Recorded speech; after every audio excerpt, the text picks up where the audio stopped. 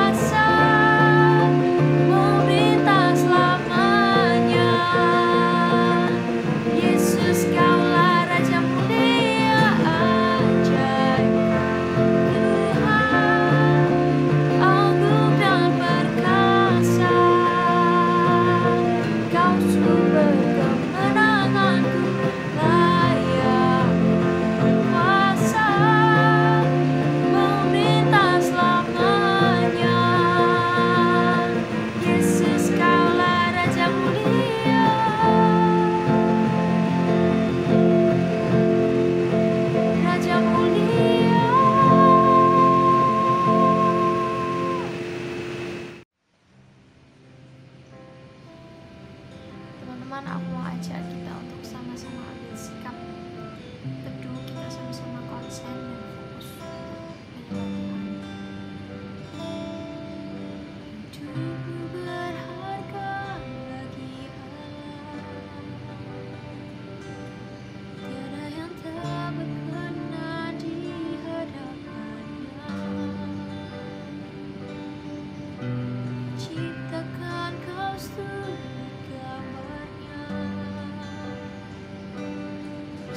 terlalu indah kau bagi dia.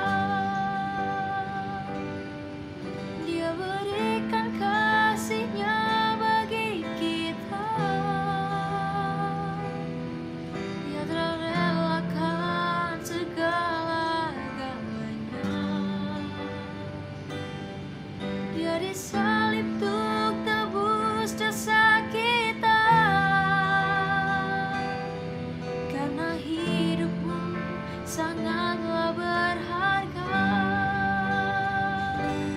Bulu yang terkulai takkan dipatahkannya. Jangan jadikan indah, sungguh lebih berharga. Subuh yang telah pudar takkan dipadamkannya. Dia akan jadikan terang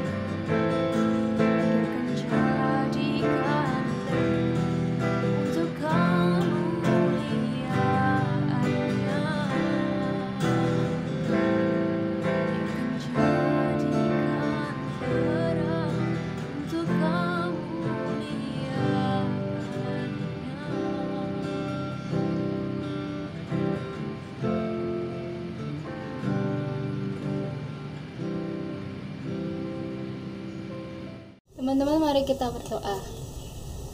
Ya Bapa, terima kasih ya Tuhan buat hari ini ya Bapa. Engkau sudah Tuhan memberkati setiap kami. Kau yang mengizinkan kami Tuhan untuk bangun lagi di hari ini ya Bapa. Dan sebentar Tuhan kami mau mendengarkan firman-Mu, berbicara Tuhan melalui Roh-Mu Tuhan. Ajak kami buat mengerti akan kebenaran firman-Mu ya Bapa. Terima kasih ya Tuhan, terima kasih Yesus. Kami siap mendengarkan firman-Mu Tuhan. Haleluya, amin. Oke, shalom Tin. Selamat pagi, selamat siang, selamat sore, dan selamat malam nih. Gimana kabarnya? Pasti baik-baik saja ya.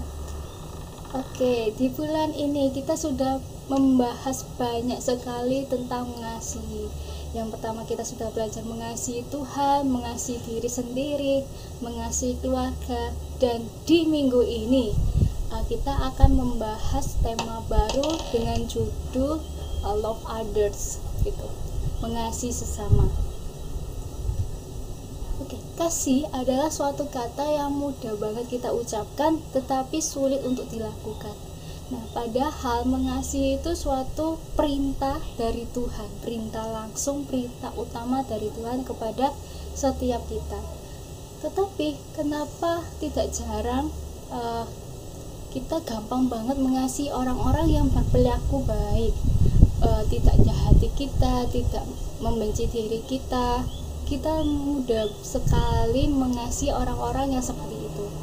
Tetapi kok orang yang berlaku jahat, memfitnah kita, kita sulit untuk mengasihi mereka. Sebelum kita membahasnya lebih lanjut, kita baca dulu di 1 Yohanes 4 ayat 7-8 versi BIMK ya. Saudara-saudara yang tercinta, marilah kita mengasihi satu sama lain sebab kasih berasal dari Allah. Orang yang mengasihi adalah anak Allah dan ia mengenal Allah. Orang yang tidak mengasihi tidak mengenal Allah sebab Allah adalah kasih. Nah, padahal kita tahu gitu, mengasihi adalah perintah yang utama yang diberikan Tuhan kepada setiap kita. Nah, Matius 22 ayat 39 juga mengatakan gitu, kasihilah sesama manusia seperti dirimu sendiri. Mengapa sih sebelum mengasihi manusia, mengasihi sesama, kita terlebih dahulu belajar mengasihi Tuhan? Nah, sebab tanpa kasih kita itu gak bisa mengasihi orang lain gitu. Tanpa Tuhan kita juga gak bisa mengasihi orang lain. Mengasihi orang lain atau mengasihi sesama kita adalah bentuk cara kita mengasihi Tuhan.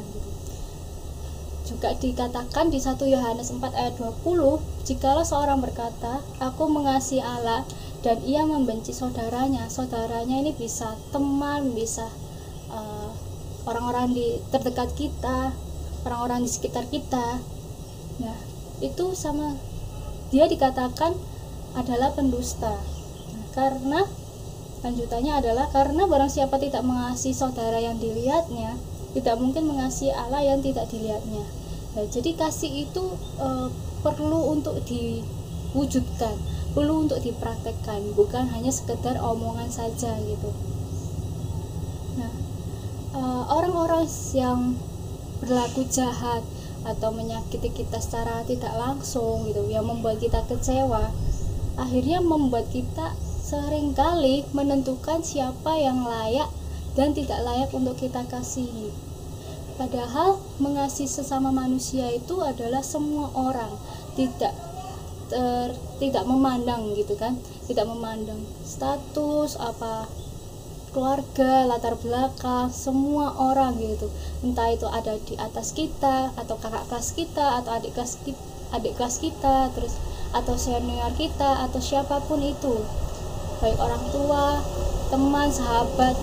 Nah, sesama manusia itu berarti semua orang gitu.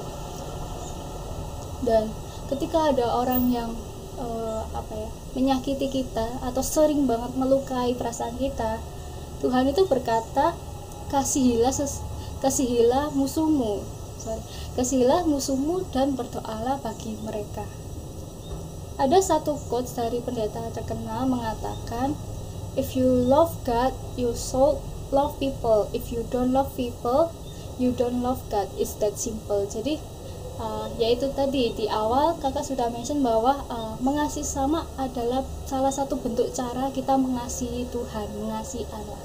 Karena kita tahu bahwa Allah mengasihi kita sejak dahulu, sejak dalam kandungan ibu kita sudah berharga, kita sudah dikasihi Allah secara luar biasa, kita sudah ditebus dosa kita. Dan nextnya adalah menyebarkan atau membagikan kasih kepada orang-orang di sekitar kita, termasuk musuh kita, termasuk keluarga kita, termasuk orang-orang di sekitar kita. Lukas 10 ayat 25 sampai 37. Di sini mengatakan, Tuhan, siapakah manusia sesamaku? Dan Tuhan itu memberikan suatu perumpamaan, yaitu kisah orang Samaria yang murah hati. Kisah tersebut bermula dari ada seorang yang melakukan perjalanan menuju Yeriko, dan dalam perjalanannya dia itu dirampok oleh sekelompok penyamun. Setelah dirampok, ternyata dia juga dipukuli habis-habisan, lalu ditinggalkan sendirian. Dan Tuhan memberikan 3 contoh tokoh dengan respon yang berbeda-beda. 2 tokoh sebelumnya, yaitu seorang imam dan seorang Lewi, ternyata mereka itu melihatnya tetapi ditinggalkan gitu, tidak ditolongnya. Berbeda dengan orang Samaria yang punya belas kasihan, dia tetap menolong orang itu meskipun kita nggak tahu gitu orang yang ditolongnya itu berbuat jahat atau tidak gitu, kita nggak tahu. Tapi orang Samaria itu tidak memandang itu, dia tetap mau menolongnya, membalut lukanya, terus ditumpanginya, maksudnya ditumpangkan ke keledainya, terus lalu dibawa ke penginapan. Dan dalam di penginapan tersebut dia memberikan uang untuk biaya berobatnya. Nah, dari sini kita dapat belajar gitu loh, orang Samaria itu orang yang meskipun dia dibenci sama orang-orang Yahudi gitu, tetapi orang Samaria ini tetap melakukan perintah Tuhan, perintah utama yang sudah Tuhan berikan, yaitu mengasihi sesama. Dia tidak memandang orang itu sudah berlaku jahat atau enggak, dia tidak memandang itu, tapi dia tetap memegang teguh kebenaran, dia tetap mempraktikkan kasih Tuhan kepada sesama dia, kepada semua orang, tidak memandang orang itu berasal dari mana ataupun orang itu dari suku mana mungkin. Nah, dia tidak memandang itu. Kalau kita tahu sejarahnya, kenapa orang Samaria itu dibenci sama orang Yahudi waktu itu, karena orang Samaria itu merupakan hasil perkawinan campur antara orang Yahudi dengan non-Yahudi. Nah, bagi mereka, orang yang tidak berdarah murni Israel adalah orang-orang kafir, orang-orang yang tidak mengenal atau tidak tahu perintah Tuhan sesungguhnya. Dan mereka menganggap bahwa Tuhan itu hanya mengasihi orang Yahudi saja. Enggak, justru Tuhan itu datang ke dunia untuk menebus setiap umat dosa manusia. Tuhan justru datang ke dunia untuk mengasihi kita gitu, untuk karena dia mengasihi kita, makanya dia rela mati di kayu salib untuk menebus dosa kita, untuk memperbaiki hubungan yang dulunya rusak akibat dosa, dikembalikan lagi supaya kita tidak jatuh binasa ke dalam neraka. Nah, seperti itu. Dan melalui kisah orang Samaria tersebut, Tuhan itu menghendaki supaya kita itu belajar praktek kasih tanpa ada alasan apapun, tanpa embel-embel sekalipun, tanpa memandang perlakuan orang itu terhadap kita gitu. Kita tetap berbuat baik meskipun kita nggak tahu ya ke depannya orang yang kita tolong, orang yang kita kasih ternyata menyakiti kita, karena kita masih manusia yang belum sempurna gitu, masih melakukan kesalahan. Orang tua kita masih juga bisa berbuat salah gitu. Nah, kita harus terima konsekuensinya itu. Kita harus belajar untuk ketika kita mengasihi orang tersebut, suatu saat kita pasti akan disakiti dan kita harus terima itu adalah konsekuensi. Dan besi menajamkan besi, manusia menajamkan sesamanya. Nah, kita nggak bisa menghindari itu, dan Tuhan mengizinkan supaya kita disakiti oleh orang lain supaya kita belajar untuk dewasa, supaya kita karakternya semakin terbentuk gitu. Karakter yang sabar, karakter yang tidak pemarah, karakter yang tidak membenci. Bagaimana sih cara kita bisa mengasihi seperti Tuhan mengasihi? Nah, yang pertama itu mengampuni. Nah, berbicara soal mengampuni itu adalah perintah Tuhan Yesus sendiri. Mengampuni adalah wujud dari tindakan kasih kita. Pengampunan juga berbicara soal keputusan. Jadi ketika kita berani melepaskan pengampunan kepada orang-orang yang sudah menyakiti hati kita, sudah berbuat jahat kepada kita, kita harus tetap belajar mengampuni, belajar untuk mengasihi juga. Melepaskan pengampunan berarti melepaskan kuasa Tuhan yang bekerja untuk setiap kita. Dan dengan kita belajar mengampuni, kita menghilangkan akar kepahitan dalam hati. Jadi mengampuni itu adalah ciri-ciri manusia baru. Tuhan Yesus saja loh bisa mengampuni Yudas, bisa mengampuni Thomas, bisa mengampuni Petrus. Yudas yang adalah murid yang mengkhianati Tuhan aja bisa mengampuni dan mengasihi Yudas. Tuhan aja bisa mengasihi Petrus yang sering menyangkal dia, gitu kan. Ya sama, masa kita sebagai anak-anak Allah yang sudah mengenal Tuhan sejak kecil, yaitu adalah kasih, masa kita nggak bisa mengampuni atau melepaskan pengampunan terhadap orang-orang tersebut, orang-orang yang tidak layak kita kasihi sebenarnya. Oke, yang kedua, rela berkorban. Rela berkorban ini adalah kita belajar untuk mengesampingkan keinginan pribadi kita, kepentingan pribadi kita. Belajar untuk rela berkorban adalah mengutamakan kepentingan orang lain, sama kayak orang Samaria tadi. Dia mengesampingkan kepentingan pribadinya hanya untuk menolong seseorang yang membutuhkan pertolongan gitu. Dia tidak memandang orang yang ditolongnya itu berasal dari suku mana, ataupun orang ini sudah melukai perasaanku, enggak. Dia tetap belajar untuk mempraktikkan kasih. Dia belajar untuk rela berkorban. Seperti itu. Lalu yang ketiga, bagaimana cara mengasihi seperti Yesus mengasihi adalah dengan berdoa. Mungkin kita sulit untuk melakukan tindakan nyata ketika kita sedang tengkar dengan sahabat kita atau dengan teman kita. Kita mungkin bisa mudah untuk mengampuni atau memaafkan kesalahannya, tetapi seringkali kita susah untuk reconnect lagi ya, membangun hubungan yang kayak dulu lagi. Nah, caranya seperti apa? Cara termudahnya adalah kita berdoa sih gitu. Dan Tuhan mengajar kau untuk kasihilah musuhmu dan berdoalah. Jadi ketika ada orang yang menyakiti perasaan kita atau tidak berlaku jahat pada kita ya, salah satu cara tersimpelnya adalah kita minta bantuan Roh Kudus sih, untuk kita bisa belajar mengasihi, memampukan supaya Tuhan itu bisa